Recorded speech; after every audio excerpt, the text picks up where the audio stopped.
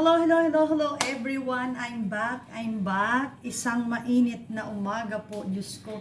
It's almost 10 a.m. in the morning, but ang init na po talaga. But despite to that, we have always solution and way for us to be safe and not to get dehydrated. Okay, so today what I'm gonna prepare for us to eat the viand and to share you things that I don't know. I'm too tired thinking what I'm gonna cook because yesterday we just finished pork steak. The other day is just I'm thinking what is for a change or something. What's new, guys. So today, this is what after we went to dentist because we got his retainer to put his teeth. We just done removing his brace last Saturday. So we just went back today to get it. So we got it. To get it, we got it. So, thank you so much for the blessing and God's provision to our lives. So, today, what I'm going to show you guys is, it's a simple, very easy to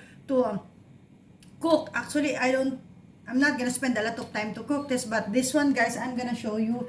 For my son is, the Spam. This is not the original Spam. I just ordering it online. It's just one, buy one, take one, 199 to. I have this every week for cans because it's not salty, guys. It's good for pwedeng ipalaman sa tinapay. So, unlike with the regular Spam, talagang masarap siya. It's good, but it's expensive at the same time. Medyo, maalat siya. So, this one is really not maalat and you could eat it without rice or bread. This is for my son. And then, I bought this one, the bagoong.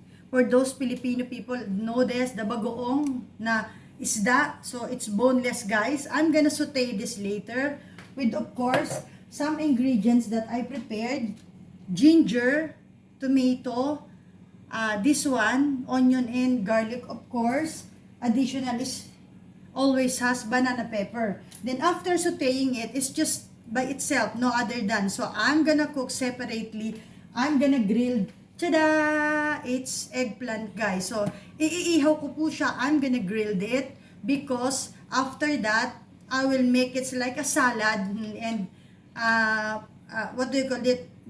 Put it together or mix it together with after grilling it. So, I'm gonna put it to a plate and then I will put a sauce on, which is the sauce is this one. I will saute it later and after later, I'm gonna show you how I made it. So, stay there and be with me.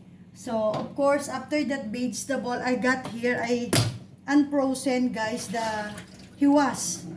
I put it out from the rep, the hiwas. I bought it the other day, 2 pieces. I don't stock much because as much as possible, I want to go to market every morning to make it fresh, to buy a fresh one to eat. Before, during pandemic, I always have full stock in my freezer because I don't want to keep on going out to avoid the viruses around, the people that you could catch it from other people. So right now I just not putting a lot of stock, so I'm gonna fry it, and then pair much with the eggplant salad with a bagoong, ginisang bagoong. So for now, guys, I'm gonna prepare everything and then make it ready, then I'll start cooking for me to show you how does it goes. Okay, thank you so much. Stay there and just relax, chilling while I'm gonna go back into you later. Love you guys!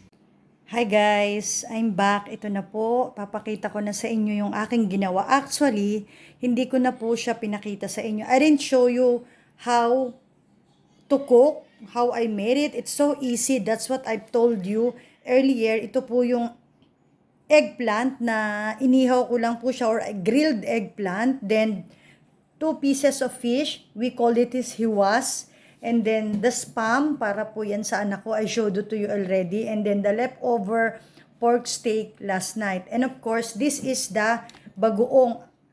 Ito po yung bagoong isda, we call it here boneless bagoong. Maalat po siya for us to avoid na para hindi siya maalat, dapat po malinis at saka maayos talaga. It should be, the way we cook, we have to make sure that it is really enough, the ingredients that to control the spiciness or the stinky taste of this. Talaga po kasing malansa siya. And some of the other people or other provinces, they use it to put just, citrus or calamansi to dip in sa nilagang saba. There are a lot of ways so you could make or you could cook na pwede mo siyang gawin sa bagoong, pwede pong sa bulang lang, ginisa or nilaga or inasiman lang po siya. This is a lot of ways guys, but I prepared to saute it, gisahin po siya. Hindi naman po siya mahirap, kaya po yun yung ginawa ko. So far, this is what I've done. With banana, pepper, ginger, garlic, onion, and tomato po. Then, I put some sugar in it and then balance with the magic syrup. And then, of course, the cayenne powder and ground pepper. So, this is the fish po. Actually, no rice. I'm gonna eat this. Maybe, this is the grilled, what do you call that? Talong. So, eggplant. So, what I'm going to do here, kasi po, nilagyan ko pa siya ng white onion at the top. So, what I'm going to put, it's your choice. You wanna mix it together. So, what I'm going to do now is to put po, yung bagoong na ginisa ko is to put it in here. Para po siyang salad talong. So, here. Yung iba po talaga, yung anak ko nababahuan kasi po bagoong. Masama naman talaga ang amoy nito. But of course, you have to cook it properly. So, ayan na po. Nilagyan ko po siya ng bagoong na ginisa ko din. I will mix it together. So, later, after that, ihalo-halo mo lang po siya. Then, we call it here pwedeng salad or salad na talong, insalada na talong or whatever.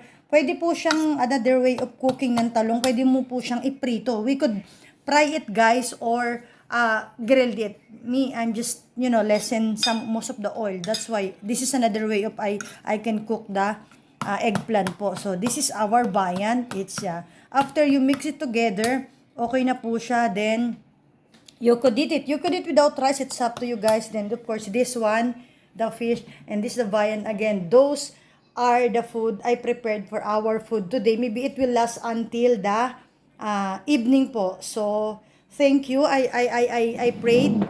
And I'm hoping that I showed you things. Very simple. I didn't show you already how I cook it because very simple lang naman po siya.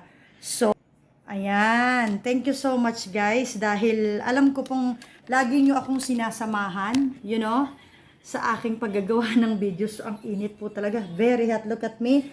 So, now I'm done showing you all the menu that I prepared today. Simple lang po, di ba? Simple, but you could enjoy at the same time. Affordable po sa bulsa nating mga mommies. Thank you so much, guys. What more I could say? Thank you. Nakikita ko po talaga. It's a lot of people commenting in my videos, especially po when I'm cooking. So, thank you so much. I really appreciate it po for all your time to watch and to comment for my videos. I'll be putting more and uploading more every day. It's not easy to make a content, but it's part. If you want to make people enjoy and happy and satisfied with your video. So, you could, I could get some suggestion guys to you. Make comment po and put a comment on whatever I could show it to you and bring it to your table for the family. Thank you so much guys. I love you all. And then, as I always said, choose to be happy and choose to have a forgiving heart. What else I could say is nothing. So, yon. Thank you so much. Continue watching all the videos I'm uploading. Support my YouTube channel, guys. Click, the button subscription, your subscription. Even it's one, it's so important to me, guys. It will be a big help to grow my channel. And of course, the notification button. And then, of course, share if you want. Put a thumbs up and, comment or whatever you want to say in my videos. I love you, guys. Through your suggestion, I could make it more better and better every day and every time that I'm gonna upload video. Thank you so much. I love you all. Stay hydrated, stay safe. Medyo kanina po malamig-lamig na, but sooner we will have rain na po. Keep on praying, and of course in praying, we will do something for us to be out of this weather. I love you all. Thank you so much. God bless us all. Choose to have a forgiven heart and live life to the fullest and be happy po. Whatever things around, but no matter what, how difficult life is, stay happy and positive. Choose to be happy with love in our heart. Love you all. God bless us all. Thank you and stay safe. Love you.